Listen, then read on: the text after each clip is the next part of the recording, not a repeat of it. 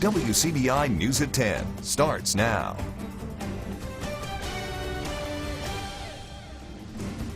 Thanks for joining us tonight at 10. Becoming foster parents isn't an option for every family. For some, donating to nonprofits that help those children can be a more indirect way to contribute. Courtney and Jackson explains some of the tax credits the state is considering. Nonprofits like Baptist Children's Village are helping fill in the gaps and leverage resources for the needs of the state's strained foster care system. We're licensed by the state, which means we can care for the children that the state has to take into custody.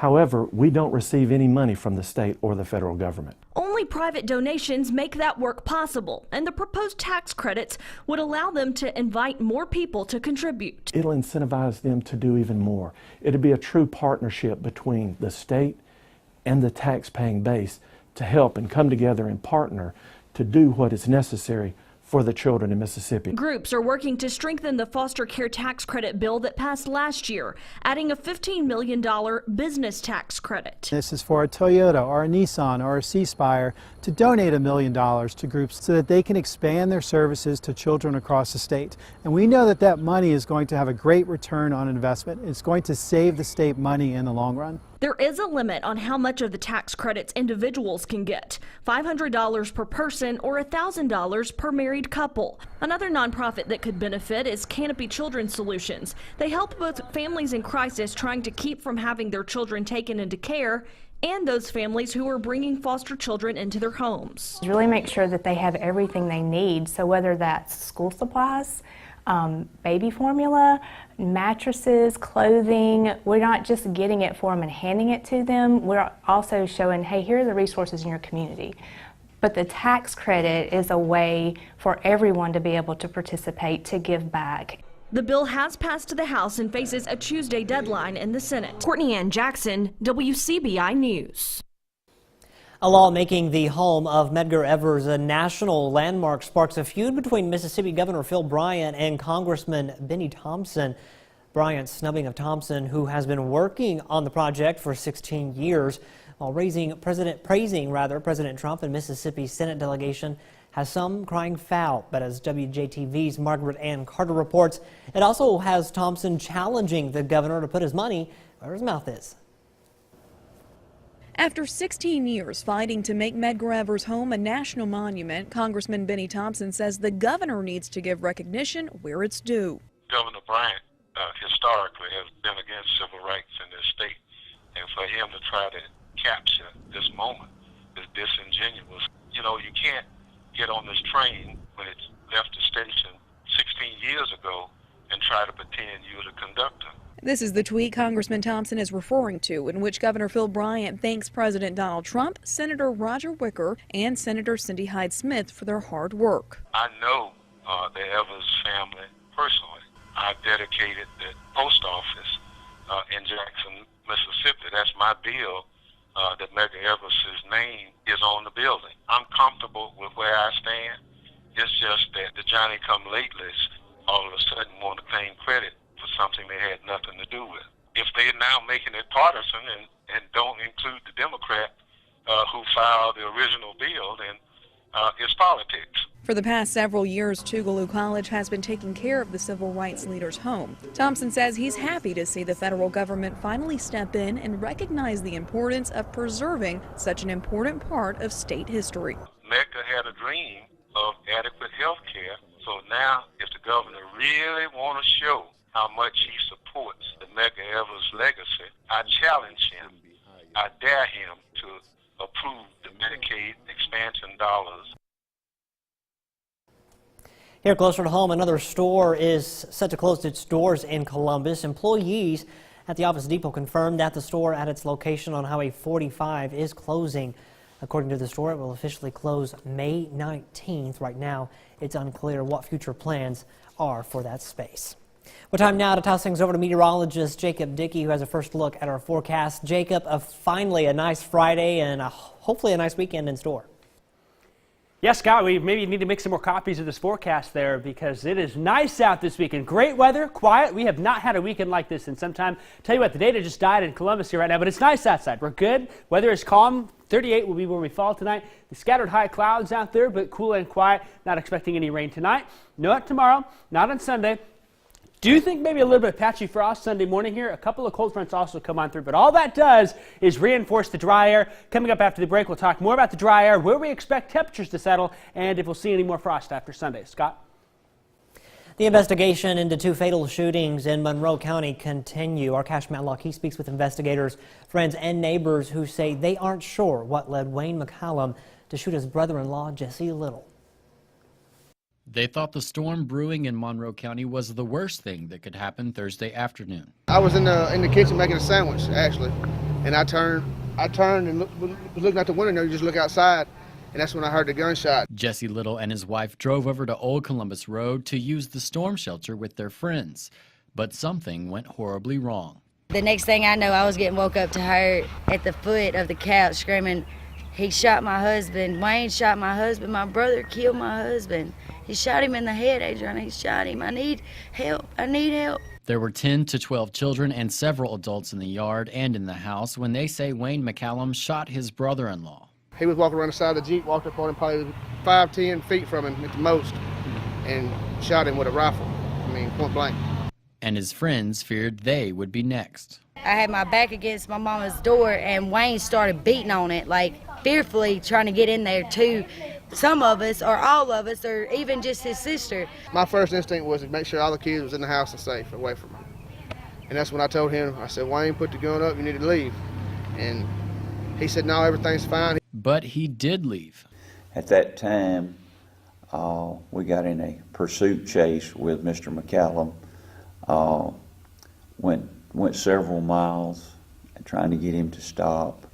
Finally, on McDuffie Cemetery Road, we had 2 seasoned officers that was involved in a situation over there, which MBI is at this point investigating an officer shooting involvement over there on McDuffie Cemetery Road. Friends say they had been trying to get Wayne McCallum to see a mental health professional for months. The incident is still under investigation. A remodeling job uncovers a startling discovery in Winona. A home renovator discovered a skull under a house on the corner of Fairground and College Street. Now, this led to a frenzy of Facebook posts as concerned citizens searched for answers. According to police, one man had that answer. They say he called them saying he was the one who placed it there. In 1965, after further investigation, Chief Investigator Dan Herod determined that he was telling the truth, but that doesn't mean foul play was involved. Simply, at the time, some teenagers walking through some woods, they stumbled upon this human skull. So they, I guess at the time, thinking that it was a cool find, they brought it back to the house, and he realized that his mother, probably didn't want that being in the house, so he stated that he put it under the house and kind of just forgot about it. Definitely a bizarre story. The skull is being sent to the Mississippi Crime Lab for further testing.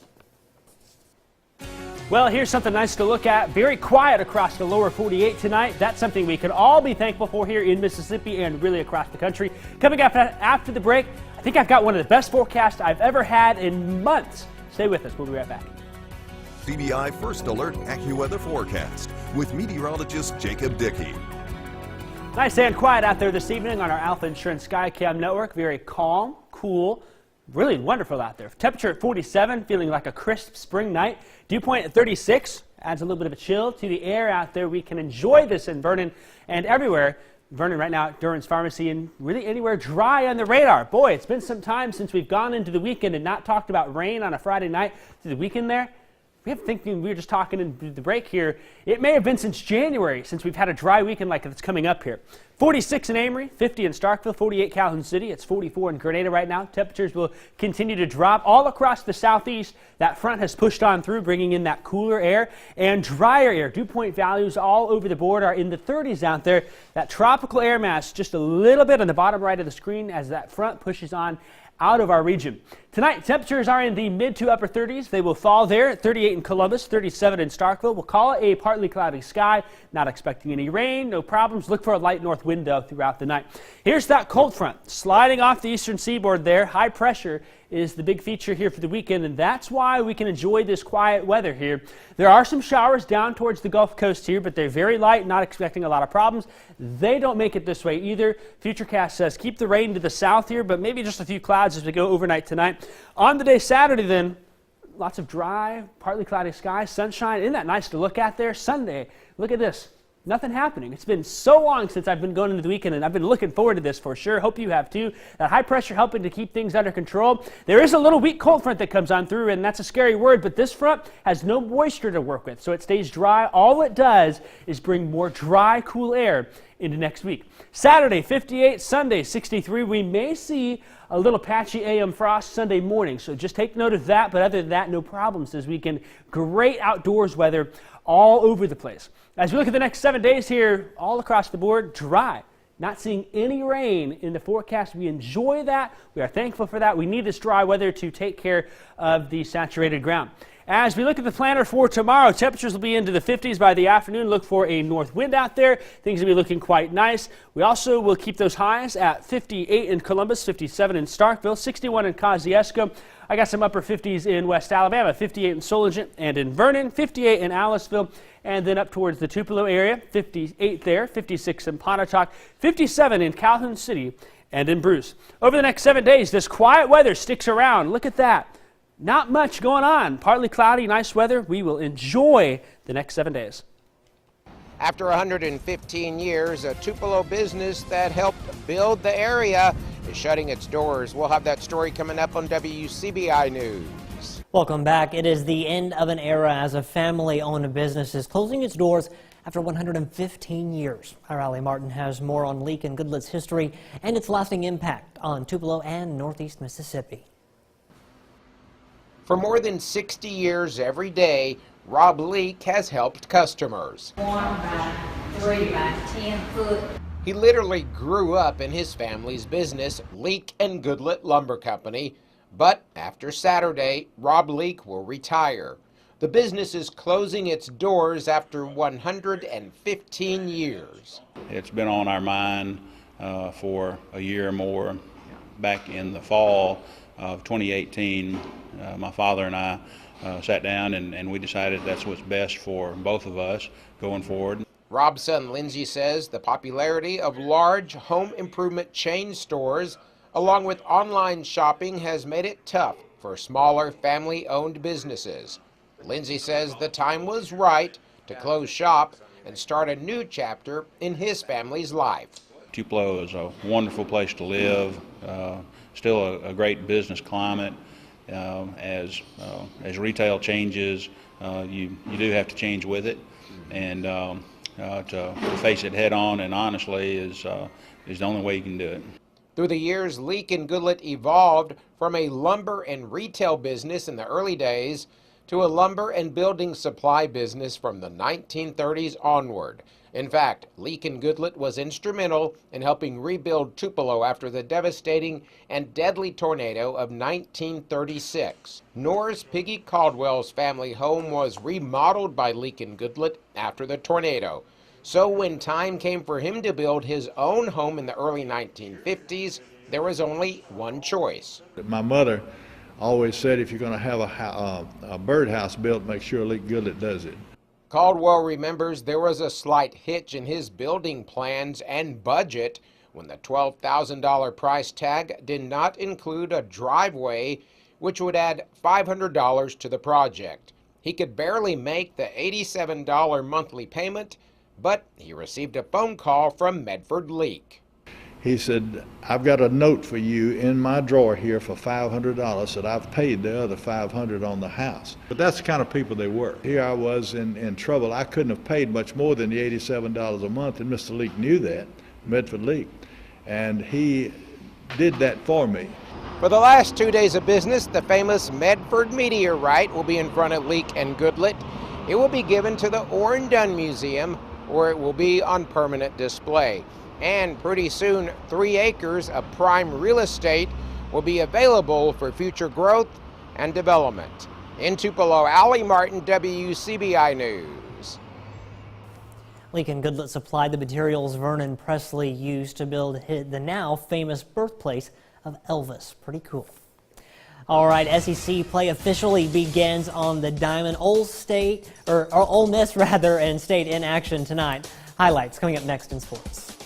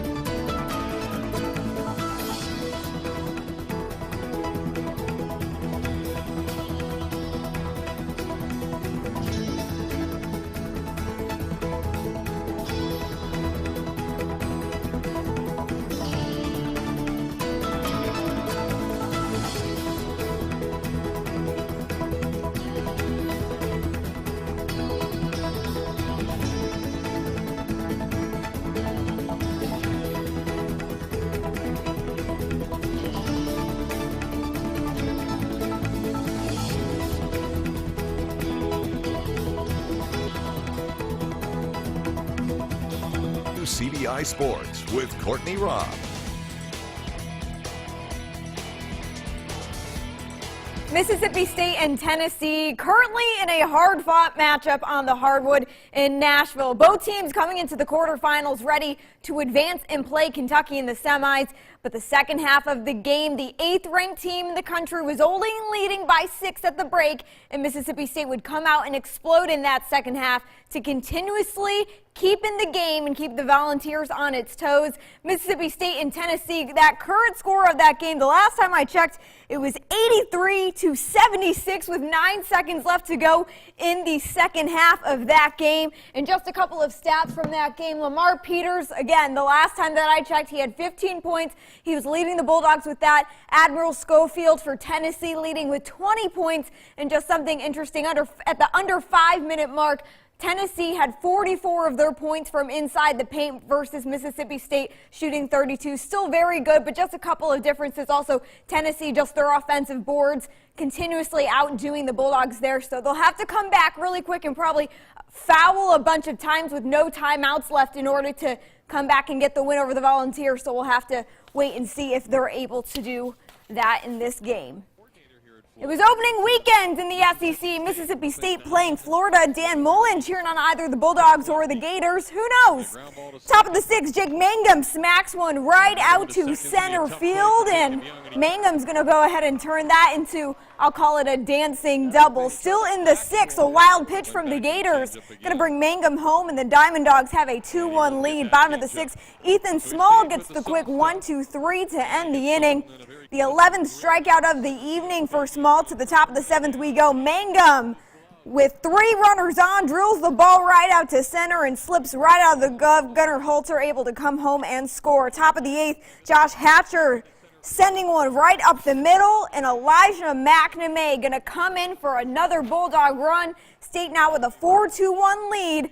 And the Diamond Dogs hold on to get the win in Game 1 over Florida. Your final in this one, 6-5 versus the Gators. Ethan Small with another great day. 1 run and 11 strikeouts on the day. State improves to 17-1 on the season. They return to the Diamond tomorrow at 1 p.m. Ole Miss taking on Alabama to kick off conference play. And Congressman Trent Kelly with the game's first pitch. Sim Finnerty pitching for the Tide. Bottom of the 1st, Anthony Servadio lays the perfect bunt down and gets to first safely, advancing Kessinger to 3rd, but the Rebels come out of the inning scoreless. Bottom of the 2nd, no score. Cole Zabowski gets a pitch from Finnerty that he likes and takes it right over the right field wall for a home run. Zabowski's 4th HR of the season. The Rebels go up 1-0. Now we'll head to the top of the 4th. Will Etheridge on the mound for the Rebs. Same score, no outs. Tyler Gentry smacks one to left field for a single, giving the Tide a runner on base. but they failed to bring him home, leaving him stranded on the plate. Now to the bottom of the fourth, 2 outs. Zabowski back up to the plate, singles one to left field, but the Rebels failed to bring him home. Some tough runs in this one, but Ole Miss pulls out the victory. The final score, Ole Miss 1, Alabama nothing. The Rebels and the Crimson Tide will get back to action at 1:30 tomorrow. After the fastball in, I knew that there was a chance that he was going to come with that off speed after that, so I just looked for it up in the zone, and when I got it, it's nice to not miss it. I think that's the beauty of baseball is it all comes down to making plays, making some pitches, getting some timely hits, and certainly tonight, on the defensive end, Will and Miller and Caracci made some huge pitches, and they had a few opportunities, not many, but a few, but we were able to make some pitches and get off the field. Well, Vic Schaefer has done it yet again. ESPNW names the SEC Coach of the Year as its Coach of the Year. The honor marks the 4th national honor for Schaefer. Just another one to add to his resume of many things. That's it for sports. The last look at your forecast is coming up next. Stick with us. SEC Basketball Tournament is brought to you by Wade Incorporated. Bank First, a better way to bank. And visit Columbus, the city that has it all. Nice weather coming for the next week, Scott. Which one of them is your favorite day? Well, if I can get the pot of gold at the end of the rainbow right, there. I was thinking the same thing. I want that extra cash to the side because it is worth it for every sunny day we've got. The next 7 days are great. Great outdoor weather, grilling, anything you can think of. Yeah, it's going to be a perfect weekend. Finally, no we need kidding. one. Oh, we love it. All right, have a good weekend, everyone. We'll see you back here on Monday.